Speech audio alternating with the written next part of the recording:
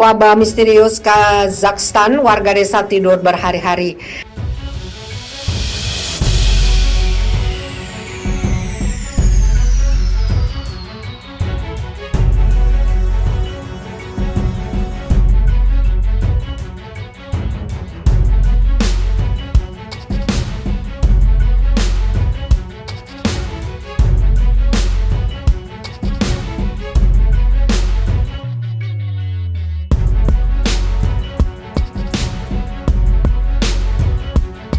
Desa Kalachi di Kazakhstan dijuluki sebagai desa Sleep Hollow setelah ratusan penduduknya pernah menderita wabah misterius yang menyebabkan mereka tertidur pulas hingga beberapa hari. Menurut statistik, sekitar 160 orang sempat terjangkit wabah aneh. Mengutip kantor berita Kazakhstan, Ars, penduduk desa di Kalachi dan Krasnogorsky mulai mengeluh tentang rasa mengantuk dahsyat yang timbul disertai dengan mual dan halusinasi. Saat itu beberapa warga lokal tertidur pulas hingga beberapa hari tanpa bangun. Dokter pun kesulitan mendiagnosis para pasien tersebut. Mengutip Eri News, sebagian penderita penyakit tidur itu sebelumnya terlihat sehat dan sadar sebelum mereka tertidur dalam waktu yang panjang. Setelah bangun, para penderita mengaku tidak ingat apa-apa yang terjadi sebelum mereka tertidur. Selain rasa mengantuk, sebagian penderita sindrom misterius ini pun mengaku mengalami halusinasi hebat. Anak-anak ada yang mengaku melihat kuda terbang hingga ular terbang saat tertidur. Seorang pria 60 tahun tiba-tiba mengepakkan sayapnya seperti ayam. Hingga kini belum begitu jelas penyebab sindrom misterius itu, namun beberapa ahli memperkirakan penyakit itu disebabkan oleh sumber air yang terkontaminasi hingga kadar konsumsi alkohol warga. Penyelidikan yang dilakukan pihak berwenang Kazakhstan menyimpulkan peningkatan kadar racun monoksida di dalam air sebagai penyebab wabah misterius itu. Sebab sampel air di lingkungan desa tersebut mengandung kadar racun monoksida 10 kali lebih tinggi dari seharusnya. Pihak berwenang pun menuding sebuah tambang uranium yang terbengkalai sebagai biang keladi yang menyebabkan penyakit misterius itu. Penyebab penyakit telah ditetapkan, ini karbon monoksida, kata Wakil Perdana Menteri Kazakhstan saat itu, Berdibek Saparbayev. Dulu ada tambang uranium di daerah itu yang sekarang ditutup. Kadang-kadang tambang itu melepaskan karbon monoksida dan hidrokarbon, SINX atau mungkin metana dalam konsentrasi tinggi yang menyebabkan wabah penyakit mengantuk terjadi. Pemerintah setempat pun memutuskan relokasi warga Kalachi dan Krasnogorsky ke lokasi lebih aman. Krasnogorsky dulunya adalah pusat pertambangan dengan populasi 6.500 orang. Wilayah itu telah menyediakan biji uranium untuk industri nuklir Uni Soviet sejak 1960-an. Populasi wilayah itu menyusut menjadi 130 setelah tambang ditutup pada awal 1990-an.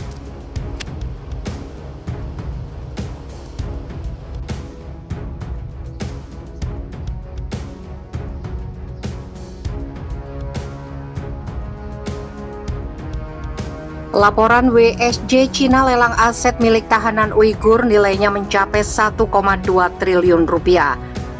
Pemerintah Cina dilaporkan telah melelang sejumlah properti milik beberapa tahanan Muslim Uighur yang saat ini ditahan. Kabar tersebut pertama kali dirilis The Wall Street Journal pada 24 September. WSJ melaporkan bahwa aset-aset yang dijual sejak 2019 itu menghasilkan sekitar 84,8 juta dolar Amerika Serikat, setara 1,2 triliun rupiah. Properti yang dijual di situs e-commerce oleh pengadilan setempat dikatakan berasal dari setidaknya 21 orang. Real estate menyumbang sebagian besar properti yang dijual meskipun daftar penjualan mencakup berbagai barang seperti peralatan rumah tangga menurut data yang dicatat proyek hak asasi manusia Uighur yang kemudian diverifikasi oleh WSJ. Lelang tampaknya ditujukan untuk membongkar kekayaan di komunitas Uighur dan menargetkan para pemimpin bisnis, tulis surat kabar itu. Salah satu orang yang propertinya akan dilelang adalah Abdul Jalil Halil, seorang eksportir Uighur yang telah ditahan atas tuduhan pendanaan teroris sejak 2017. Halil harus menyerahkan aset senilai 11 juta dolar Amerika Serikat kepada pihak berwenang. Salah satu bangunannya dijual seharga 8,3 juta di situs Taobao, sejenis e-commerce milik Cina. Peningkatan perintah untuk membekukan aset milik pengusaha Uighur dimulai pada 2018.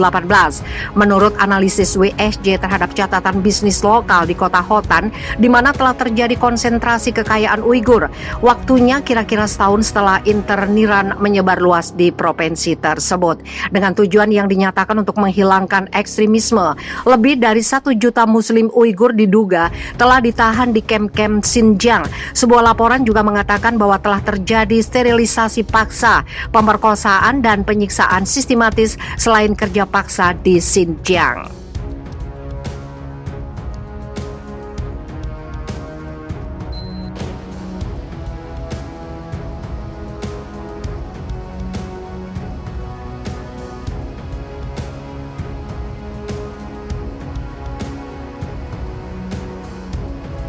Muat minoritas Muslim Uighur ditindas Inggris resmi boikot Olimpiade Cina.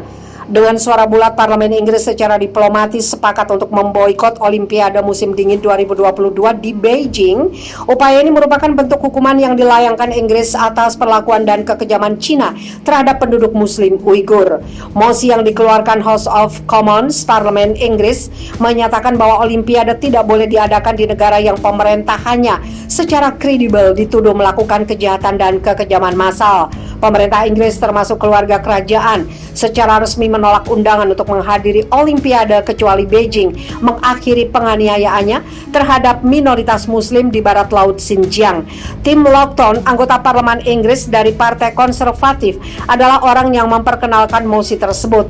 Dia mengatakan bahwa Cina sudah banyak membuat janji tentang peningkatan hak asasi manusia, namun tidak pernah direalisasikan. Penganugerahan Olimpiade 2008 ke Beijing didampingi oleh Komite Olimpiade Internasional yang menjanjikan bahwa Olimpiade akan bertindak sebagai katalis untuk reformasi hak asasi manusia di Cina, katanya. Ya, genosida yang diakui secara luas di Xinjiang kemudian, ribuan orang Tibet ditangkap dan dipenjarakan, dipindahkan, disiksa dan dibunuh kemudian. Pemusnahan kebebasan berbicara, kebebasan pers dan kebebasan politik di Hong Kong, dan penghancuran deklarasi bersama Tiongkok Inggris, dan pemberlakuan hukum keamanan nasional nanti. Tambah lockdown. Cina secara luas diyakini telah menahan lebih dari 1 juta warga Uighur dan minoritas Muslim lainnya di kamp-kamp Xinjiang, di mana mereka menjadi sasaran kerja paksa, sterilisasi, hingga pembunuhan.